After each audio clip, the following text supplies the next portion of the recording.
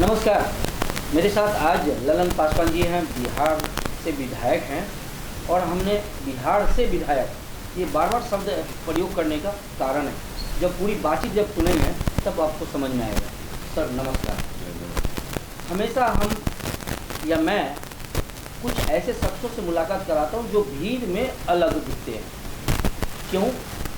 हर चीज़ के दिल में आपको बनावट की तरह दिखता है, लेकिन मैं कोशिश हमेशा यही कर रहा हूँ कि ऐसे रियल इंसान से मुलाकात कराऊँ जो दिमाग से नहीं बोलते हैं, दिल से बोलते हैं। और बिहार एक ऐसा राज्य है जो पूरे वर्ल्ड में बिहारी के नाम से जाना जाता है।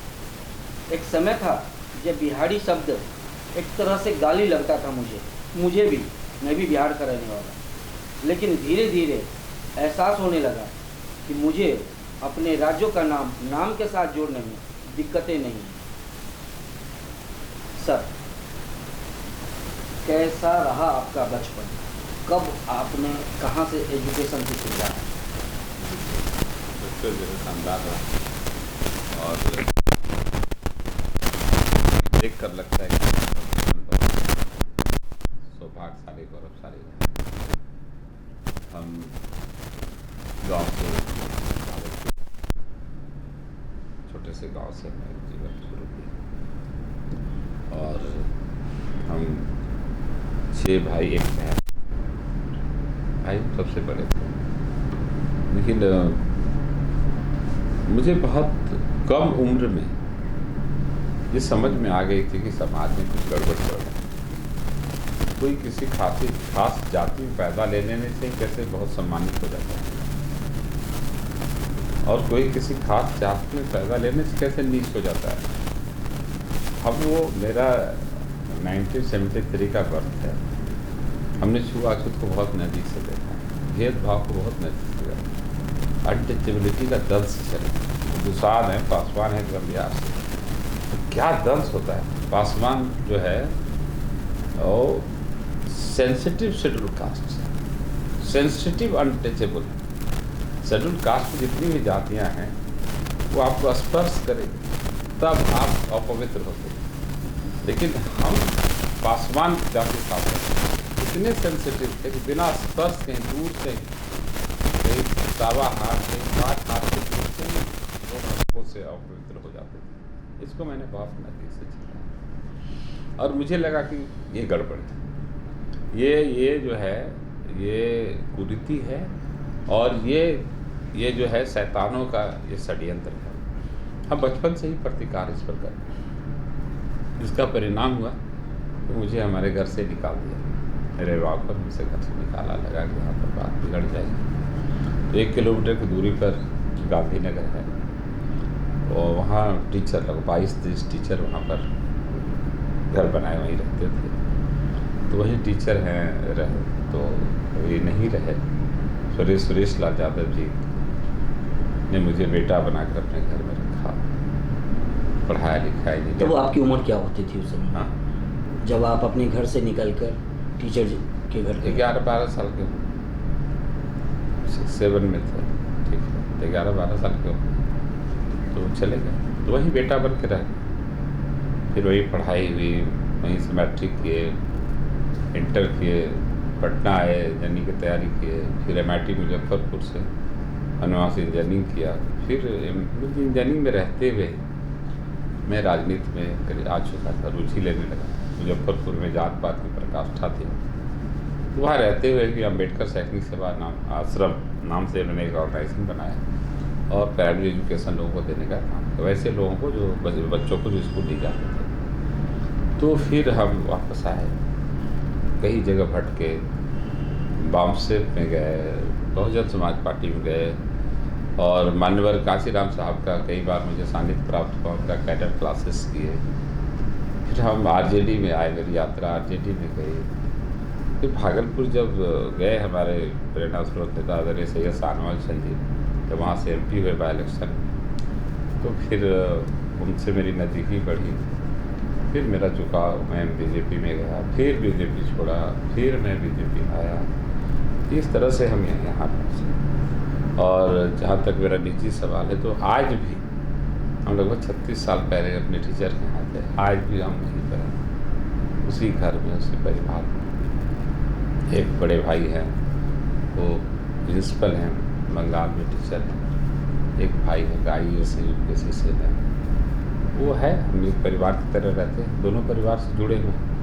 अगर हम इस परिवार में आते हैं तो हम यहाँ 3 भाई हो जाते, उस परिवार में 6 भाई हो जाते बगल में। जीवन शानदार है और ज़िंदगी से कोई सिखाए। जस्ट लाइक भगवान कृष्ण का नाम लें, उनके भी 2 गार्जियन, 2 माता पिता थे, 2 घर था।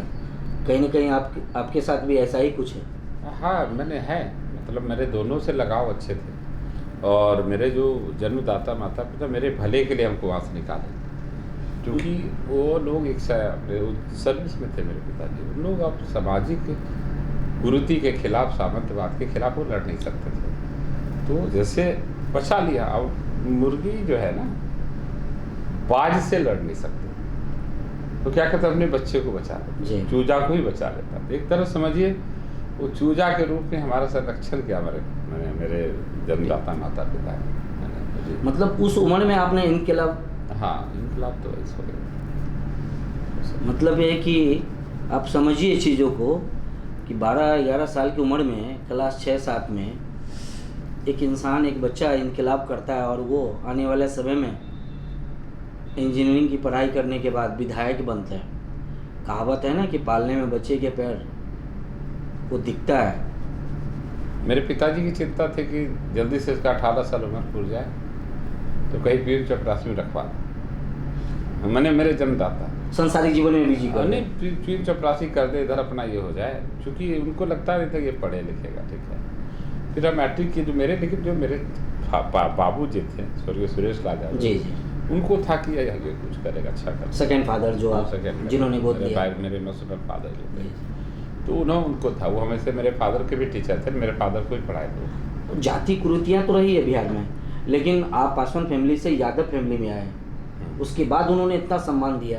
आपके में सरस्वती का वास था, आप में एक इनकलाब की बात इसलिए ना, मेरे बाबूजी मेरे बायोलॉजिकल फादर को ही पढ़ाए थे, उनके भी टीचर थे। अच्छा, आपके पिताजी के भी टीचर थे। मेरी बड़ी बहन को भी पढ़ाए थे। तो मेरी बहन उस समय मैंने B.Ed थी उस समय सर, मेरी बहन। तो जो मेरे बाबू जी थे, मेरे पिताजी जन्मदाता थे, पढ़ाई मेरे गाँव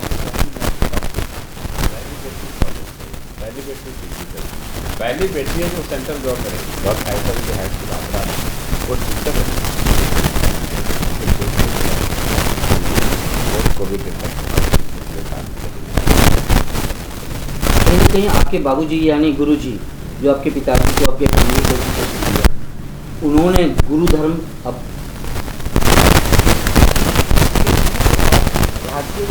और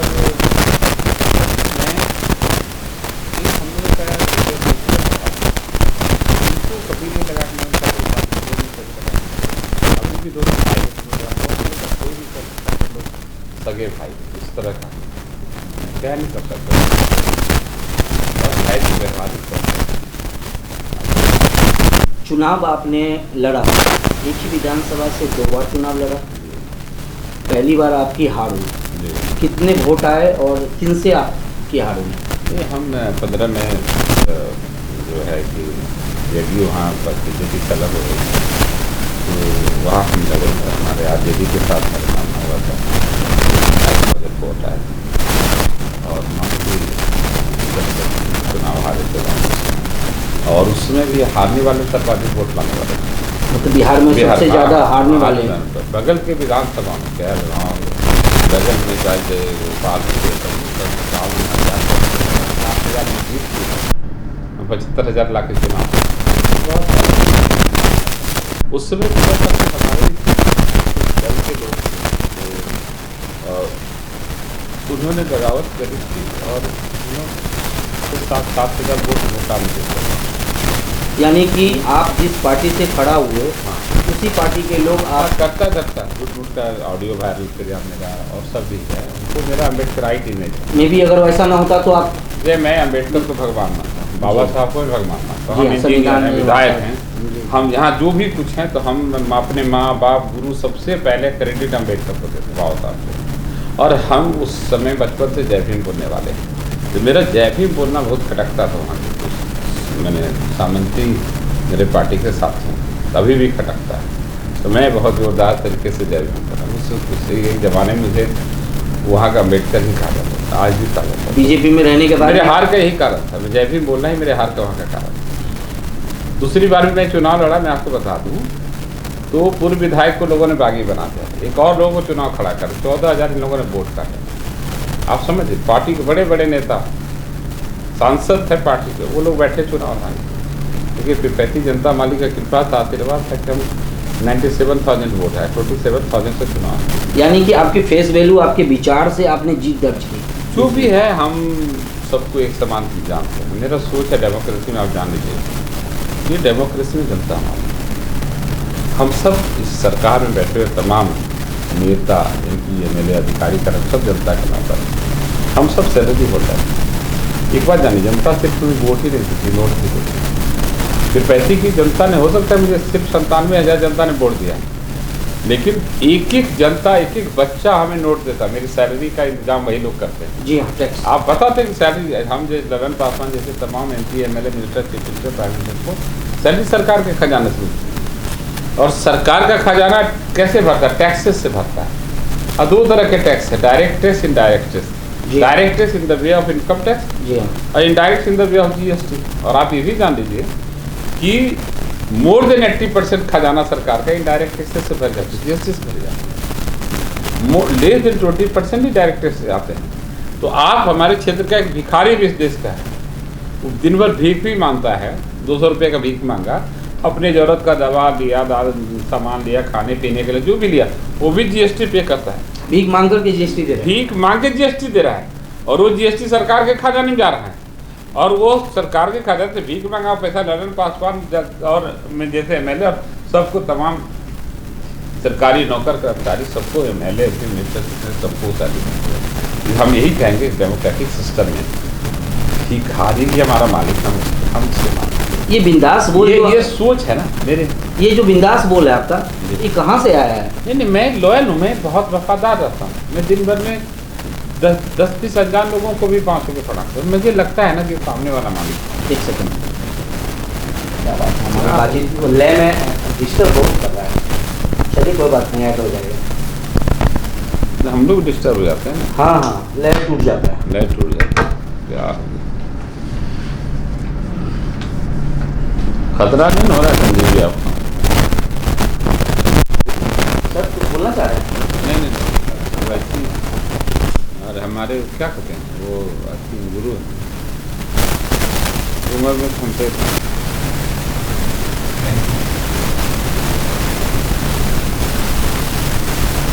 हम बात कर रहे हैं माननीय विधायक जी से, ऑफ द कैमरा हमने बातचीत किया। इनके एक चीज़ हमें लगा कि बिंदास बोल, मतलब कि यहाँ से नहीं बोलना, यहाँ से बोलना है। तो बिंदास नहीं है, रियलिटी है। और मैं जानता हूँ, और मैं कोई गिल्टी अपने अंदर पाल के नहीं रखना चाहता। मैं इंजीनियर हूँ, मैं रोजी, मैं कोई शिक्षित बेरोजगार नहीं। मैं जब विधायक नहीं था, इससे ज़्यादा पैसे कमाता था, मेरी बेहतर लाइफ स्टाइल ज़्यादा है।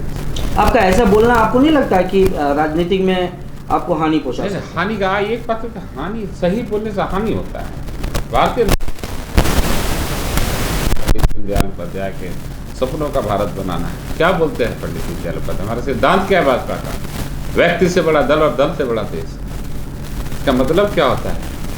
कोई भी ऐसा काम जो मुझे, मेरे परिवार को, मेरे मित्रों को फायदा होता लेकिन दल का नुकसान होता, वैसा काम नहीं करना चाहिए। नहीं करना है। ये व्यक्ति से बड़ा दल और दल से बड़ा देश, कोई भी ऐसा दिन है, कोई भी ऐसा काम जिससे हमारे पार्टी का तो भला होता है, हमारे पार्टी का तो साख बढ़ता है, हमारी पार्टी को मजबूत होती है, लेकिन देश टूटता है, देश कमजोर होता है, वो काम होता है। व्यक्ति से बड़ा दल और दल से बड़ा, हमसे प्रेरणा नहीं। हम लोग पंडित दीनदयाल उपाध्याय के सपनों का हमारा बनाना, गरीब से गरीब व्यक्ति जब तक रोटी कपड़ा मकान स्वास्थ्य समस्या से मुक्त नहीं होगा, पेंशन मुक्त नहीं होगा। आपने 2 बार चुनाव लड़े, विधायक बने, जीतने के बाद दूसरे टर्म में, जब विधायक बनने के बाद आपको क्या लगा कि आप इस विधानसभा को क्या दे सकते हैं? इसके बाद से गार्जियन बन गए उस विधानसभा। हम देखिए विधायक बने काउंटिंग हॉल में तो बहुत हम लगातार पहले ही राउंड से लीड ही करते थे, एक भी राउंड में हम पीछे लीड करते करते 27,000 की लीड बढ़त पड़ा। तो इसके बाद सर्टिफिकेट और मुझे मेरे कुछ अभिभाषण में पढ़ना पढ़ना चाहिए, तो उसके विधायक हो गए, वो काफ़ी सलाह भी देने के बाद तो उसके बाद हम सबसे पहले फिर करते हैं और हम वहाँ से 50 किलोमीटर दूर वापस जो है 2 बजे रात्रि के और हम काउंटिंग हॉल से सर्टिफिकेट लेके गाड़ी में जो बैठे सीधा पाँव हम तिरपैती में ला कर जिसने जिताया। हाँ, और वहाँ से मिट्टी उठा अपने सर वीडियो में आपके इसे मैंने तिरपैती पसंद है सारे कोर को कोर को विटामिन में कौन मिलता और मैं सर मुझे ये परवाह नहीं है कि 25 में अगला चुनाव, जी हाँ 25 में क्या होगा इसकी मुझे जरा भी चिंता नहीं। जैसे चुनाव नज़दीक आता है, विभिन्न नेता अपने लैंग्वेज को बहुत सी बैलेंस करते हैं। 25 में क्या होगा इसकी मुझे कोई चिंता नहीं है, कोई मेरे पास प्लान नहीं है पार्टी से, लेकिन 25 तक क्या होगा ये मैं तय करता हूँ। 25 तक का 25 तक इस सारे संस्कार जो आप में हैं श्रेय किसको देना चाहिए? माता पिताजी या माता पिताजी बने बाबूजी आपके, या आप पार्टी में जब आप आए तो पार्टी के संस्थापक को? मैं बताता हूँ, मेरे माता पिता जिसने जन्म दिया तो सबसे पहला दुनिया में लाने वाले को करेगा और जन्म देकर इसने मुझे पढ़ा लिखा के संस्कार देकर लायक सच को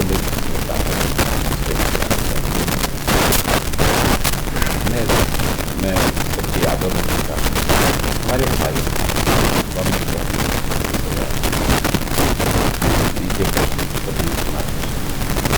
जब मैं नदी कॉलेज में था उन्होंने मुझे कई बार भावुक का पत्र आता था, कई भावुक पत्र अंतर्देश उन्होंने लिखा, भाई जिंदगी में सब कुछ कर, जिंदगी में सब कुछ कर, लेकिन कभी स्वाभिमान से समझ। और एक ये शब्द मेरे लिए जो है बहुत मुझे बांध कर मजबूती, और वो इलाके में एक आइकॉन है, आज भी उनका रिकॉर्ड पढ़ाई लिखाई में इलाके में मुझे जोड़ नहीं पाया। हाँ मैं करता हूँ कॉलेज पटना स्टूडेंट है, क्या अभी विदेश में सेवा देखा है, लेह लद्दाख में है। तो एक तो कि भाई कुछ भी करना स्वाभिमान से समझौता मत कर, और दूसरा ये था कि वो बोलते थे भाई मेरे तरक्की का, मेरी अच्छाई और सच्चाई का पैमाना तो स्केल थी, तुम्हारी अच्छाई से मेरी अच्छाई, तुम्हारी स्केल से मुझे नापा जाएगा, मुझे नजर किया। ये दो चीज़ मुझे बहुत ही पता। और उन्होंने कहा हम नौकरी नहीं करने का डिसीजन लिए, बहुत बड़ा डिसीजन था कि हम नौकरी नहीं करें, एक साधारण गरीब परिवार में पैदा लिए, 5 छोटा भाई है और सब परिवार है। उनका भाई तुमको जो मन करता है।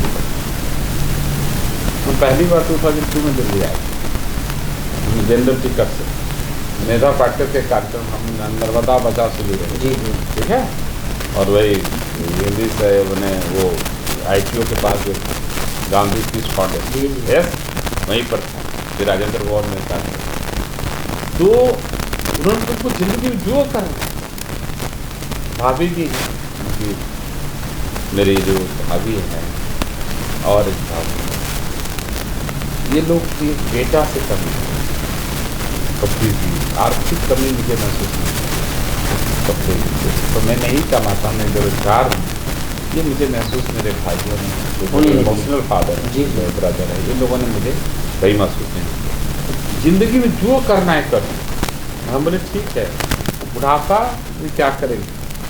बोला भाई रिटायर करेंगे ना, हमारे पेंशन हम दोनों भाई खाएंगे। वाह वाह। लेकिन तुमको जो करना है मुझे तो मुझे कभी खाना ब्लॉग गलानी नहीं करना था, कभी तो गला नहीं करना नहीं कभी कि मैं आज तक किसी सांसद को गले का कोई। एक सवाल आपसे हमारा, आप जिस विधानसभा से जीत कर आए हैं और जीतने के साथ अब उस विधानसभा के लिए वहाँ के हर एक नागरिक जिन्होंने वोट दिया है या जिन्होंने वोट आपको नहीं दिया, कैसे देखते हैं? अरे आप, मैं बता, मैं जब चुनाव लड़ रहा और जब मेरी बैठक मीटिंग, मैंने कहा मैं भले ही भारतीय जनता पार्टी का प्रत्याशी, आप जनता माली का आशीर्वाद अगर मिलता है तो मैं पीरपैंती का विधायक हूँ। और विधायक होने के बाद जब मेरी इस कलम में ताकत आएगी, मेरी रोशनाई में जब ताकत आएगी, तो जब मैं काम करने बैठूंगा आपकी सच्ची बात करेगा। मैं ये नहीं देखूंगा कि इसने मुझे वोट दिया, कौन मेरा समर्थक, कौन मेरा विरोधी, कौन मेरी जाति का है। मैं आज तक सच्ची बात और हर विधायकों का मैं वही करता हूँ। मैं रोज जनता दरबार लगाता हूँ, किसी की पैरवी नहीं, जिस बड़े लेके किसी की पैरवी नहीं। आप आ जाएँ किसी काम को लेके उतना ही तन्मयता से काम करेंगे, आपके छोटे बच्चे आ जाएंगे और किसी भी हम समझते हैं किसी भी सांसद विधायक को करना चाहिए। मैं कहना चाहता हूँ भले आपके क्षेत्र के लोगों ने आपको वोट नहीं दिया, लेकिन नोट तो दे ही रहा है, टैक्स पेमेंट कर रहा है, आज भी जीएसटी दे रहा है सर, उसका पैसा सरकार के खजाने में जा रहा है, उससे हमको सैलरी में भत्ता मिल रहा है। तो ऐसे तो हम मालिक है जनता भाई।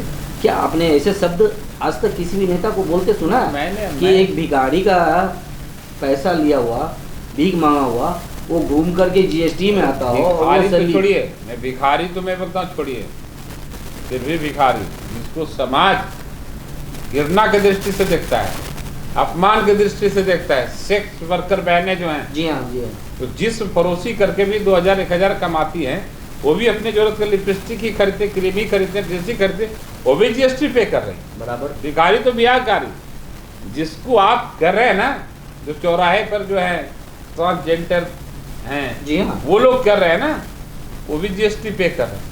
आपको नोट भले, वोट सबने भले नहीं दिया, नोट तो सब दे रहे हैं, तो हमको तो सबके लिए काम करना है, सबके लिए वफादार होना है। सूरज चांद की तरह होना चाहिए नेता को, ध्यान देंगे। जो सूरज का पूजा करेगा, इबादत करेगा, उसको भी उसकी रोशनी मिलेगी, उसको भी उसकी ऊर्जा मिलेगी, जो नहीं करे उसको भी। चांद का जो इबादत करे उसको भी चांदनी मिलेगी, जो नहीं करे उसको भी मिलेगा। ऐसा थोड़ा है कि ये नहीं करना, हर किसी का ऐसा, यही डेमोक्रेसी, तभी भारत आगे बढ़ेगा, तभी डेमोक्रेसी महसूस होगी। अब हम आते हैं विधानसभा में। पटना विधानसभा जब आप पहुँचे सदन के अंदर, पहले दिन जब बैठे, कैसा लगा आपको? हम जब पटना विधानसभा गए तो ऐसे बिना मैंने, ऐसे तो हम विधानसभा के गए हुए थे, जब जीत करके जाने का गए तो मैं सबसे पहले लाइब्रेरी गया। अब लाइब्रेरी माथा टेक करके लाइब्रेरी को, ऐसे क्यों? हमें यही इसी लाइब्रेरी से निकालेंगे हम जनता की समस्या का समाधान, इसी इन्हीं किताबों में। बाबा साहब का संविधान यहाँ पर संचालन में नया दिखाई था, वो लाइब्रेरी से। और आपको पता है कि उस लाइब्रेरी मेरा जाना इतिहास रह गया भारत की राजनीति। अच्छा, भारत की राजनीति के साथ होती है। हम 5-7 मित्रों ने मिलकर के अटेंशन मोशन लाया बिहार विधानसभा में 2021 में बोल रहा हूँ। अच्छा, अटेंशन मोशन लाया, जो स्नैक बाइट से डेथ होती है तो वो डिजास्टर बनाना चाहिए। जब लाइब्रेरी में पढ़ने बैठा तो साफ जो है वन्य जीव संरक्षण अधिनियम का सरकार द्वारा संरक्षित और पोषित प्राणी, जबरदस्त का संरक्षण है उसको लाभ। तो जब हम लोगों ने वहाँ लाया कि आप जब सरकार सांपों को संरक्षण है ये, तो जब सांप किसी के काटने से किसी की मृत्यु होती है, किसी की जान चली जाती है, इसका मुआवजा, इसका कंपनसेशन देने का कर्तव्य बनता है सरकार। और हम लोग जबरदस्त 5-7 साथी मिलकर के फाइट किए, टेंशन मोशन लाए और सरकार लगातार 2-2 दिन बहस हुई। और मेरी भी, हम लोग सरकार में तो एनडीए सरकार में थे और कमेटी गठित हुई इस पर लगभग 11 महीने चले और भारत का पहला राज्य हुआ बिहार, जहाँ पर कि स्नेक बाइट्स में डेथ को डिजास्टर में लाया गया और आपदा में तहत उसको 4 लाख का मुआवजा मिलता है। सांप से अगर मृत्यु 4 लाख का मुआवजा। लेकिन इसकी जानकारी का अभाव है, मुझे नहीं पता कि बिहार की हर एक जनता को पता है। जानता है, बिहार में सब जगह मिल रहा है, सारे जगह सर्कुलेट हो गए हैं। आप सांप काटे से मृत्यु हुई, पोस्टमार्टम कटाई, रिपोर्ट में आना चाहिए death due to snake bite, 4 lakh का मुआवजा, घर पहुंचा के चेक, कहीं कुछ नहीं।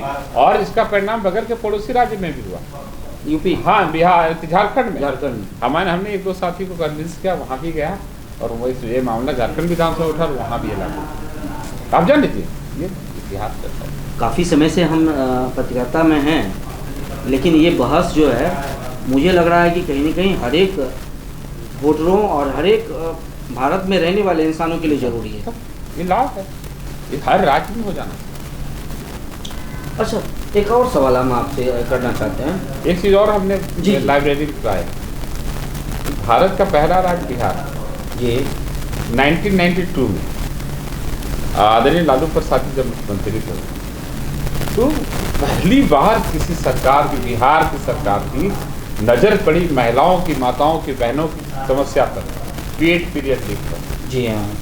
और भारत पहला राज्य है बिहार का, बिहार भारत का पहला राज्य है तो 1992 में बिहार सरकार ने अपने महिला कर्मियों को 2 दिन का सौगात करता है। पहला राज्य था, अभी भी पूरे भारत में लागू नहीं है। तो मैंने वहाँ देखा प्रोसीडिंग है, फिर हम लोग इस पर अध्ययन किए बाकी क्या हो रहा है।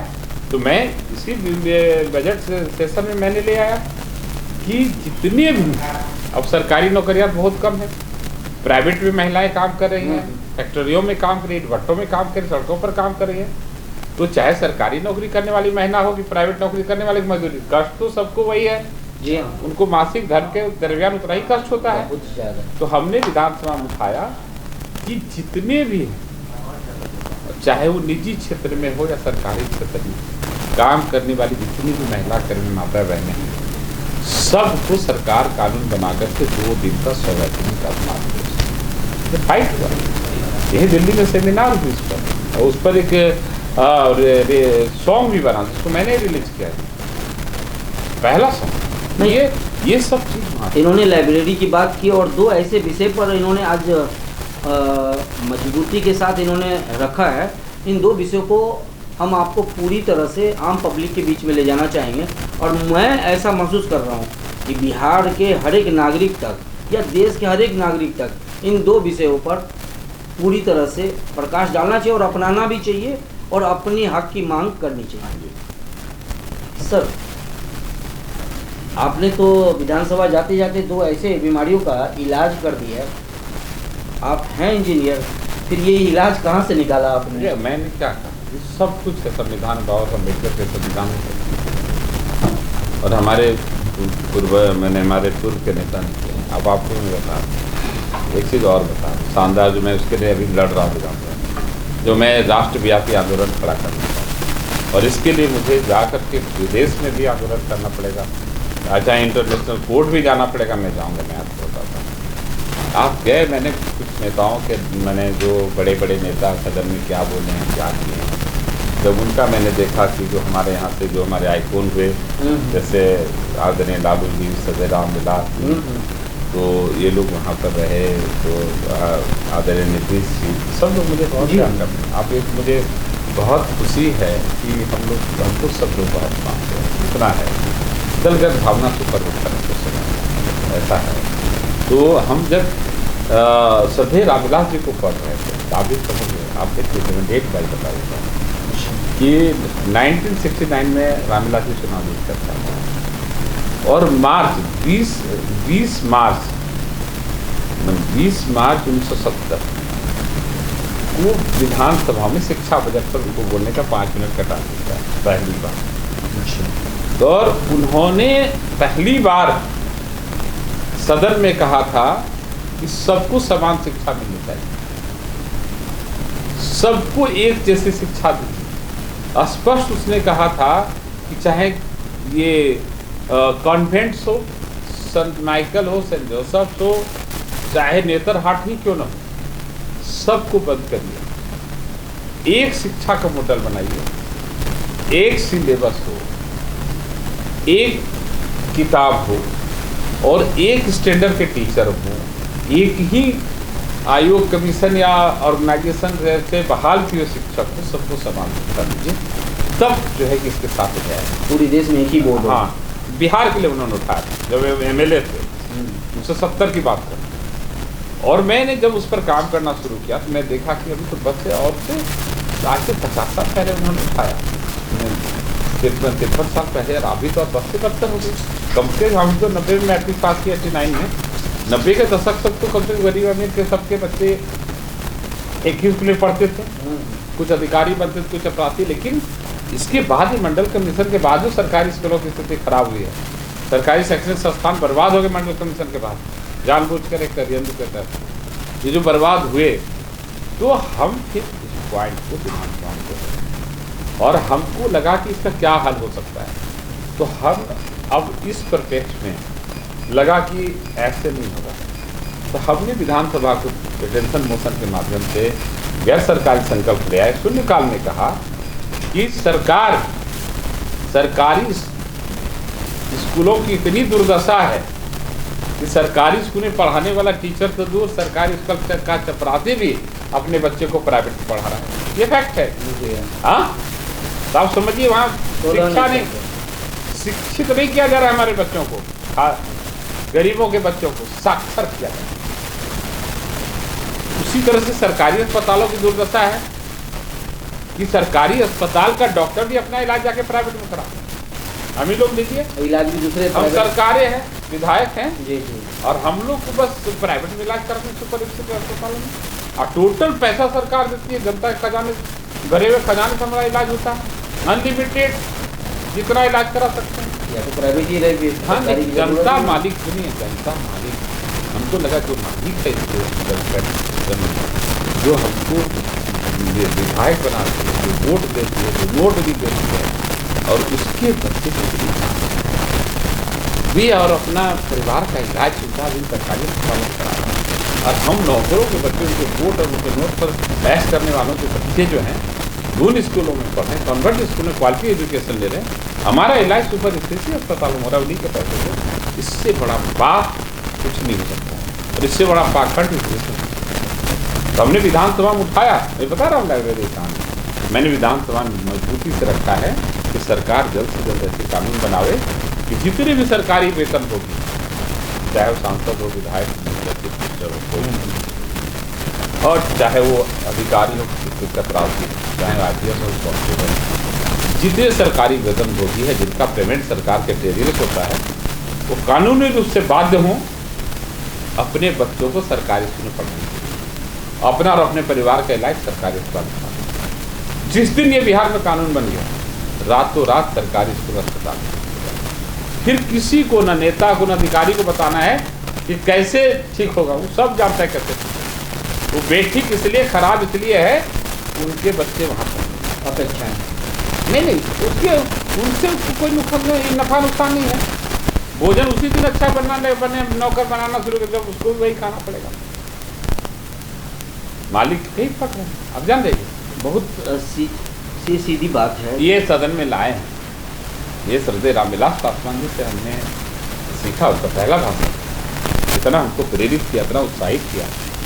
आज नहीं है, लेकिन उनके जो उठाए मुद्दे मेरे, उसको पूरा करना ही मेरे जीवन का लक्ष्य है।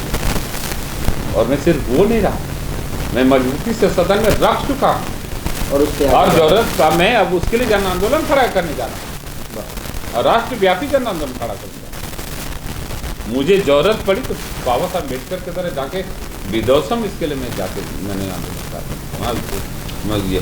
आपको एक चीज़ कहीं ना कहीं शिक्षा नीति में नहीं लगता कि देश में या पूरे भारतवर्ष में Bihar board, UP board, Jharkhand, ये जो अलग अलग बोर्ड है, विद्यार्थी बिहार का दिल्ली में पढ़ रहा है, दिल्ली का विद्यार्थी बिहार में, ये काफ़ी परेशानियाँ नहीं हो रही है? परेशानी पढ़ाना ही नहीं है ना, ये कॉन्स्पिरेसी, इस कॉन्स्पिरेसी है कि 6% लोगों को ही क्वालिटी एजुकेशन देना, बाकी को साक्षरता, ये कॉन्स्पिरेसी के साथ हो रहा है ना। IC बोर्ड, ये सब जान कुछ CBSE बोर्ड, ये सब जान के कुछ पहले तो एक क्लब था और एक दोरोना चार्ज थे, अभी लाखों दोरोना चार्ज हैं, करोड़ों क्लब का मुठा काटा जाए। आप जान लीजिए इतना दुर्दशा है। आप समझ लीजिए कुछ नहीं करना है। जनता से हम अपील करेंगे जब तक जन आंदोलन नहीं होगा, इसको चुनावी मुद्दा बनाना चाहिए कि जितने सरकारी वेतन भोगी हैं, जो सरकार का खजाने से पैसा लेते हैं, जरिए से अपने बच्चों को सरकारी पढ़ावे और अपना इलाज सरकारी पढ़ाए। इसके साथ एक और कानून बने जो अपने अमेरिका में you are legally bonded to admit your child in the nearest school from your residence. तो आपके आवास से जो नज़दीक का विद्यालय है वहीं पढ़ाएंगे, वो डिस्टेंस सर्टिफिकेट लगता है।